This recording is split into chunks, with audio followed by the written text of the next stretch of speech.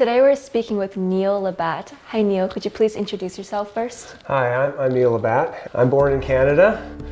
I lived in Canada most of my life. I've been a professional hockey player. I've been a business person.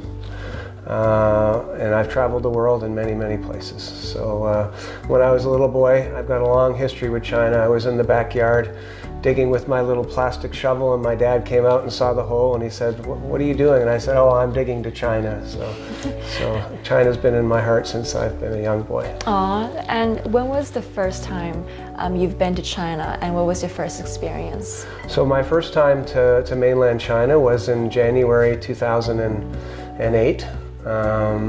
It was a great experience. It was a long flight. But when I landed in Beijing, the city was huge, very vibrant, lots of people everywhere, huge buildings.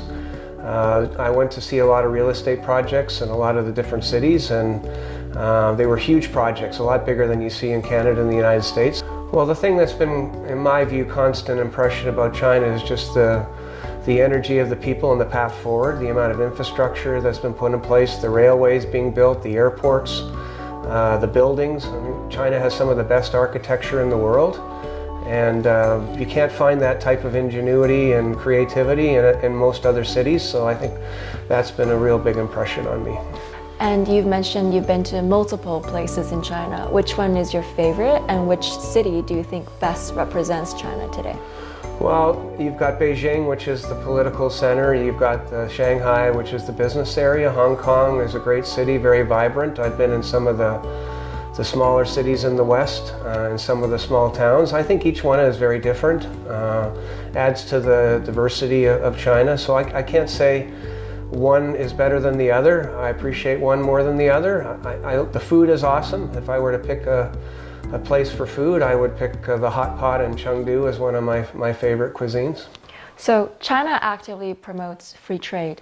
In your opinion, what kind of rules should a fair and just free market have?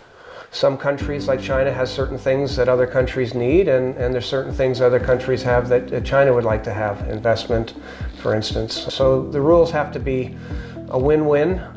You have to have a legal framework and a cultural, I guess, understanding, and in the end you have to be wanting to have a long-standing relationship, one that lasts over time and not a short-term relationship, in order to have an appropriate agreement, a free trade agreement. And as someone who has a background in real estate, what are your views and thoughts on the Chinese real estate? A lot of housing has been built in China as people have moved to the cities. One of the most important things, I guess, is affordable housing. It's an issue that you face here in Canada, gets a lot of press. It also gets some press in China. So affordable housing is something very important. China has done a great job building housing.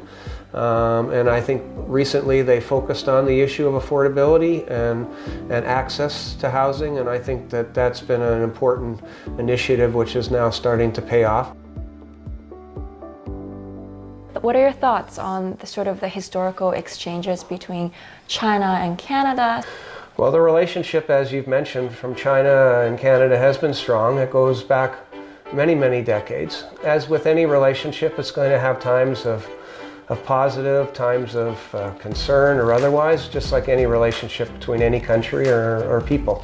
So I'm very optimistic about the long-term relationship between the two countries. I think there's lots of advantages Canada can have with a relationship with China, and I would think that China would feel the same way. So I really am positive about the long-term relationship between the two countries.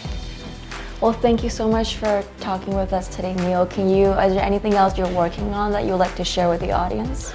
Well, the first thing is I can't wait to get back to China. It's been almost a couple of years with the pandemic. I'm in the real estate and in the healthcare areas. I'm the chairman of 2 companies in those areas, and I would think and hope that real estate exchanges and investment between the countries in the world and China will evolve, and also the healthcare industry. I think we can both learn a lot from each other in the area advancing of medical and the healthcare industries.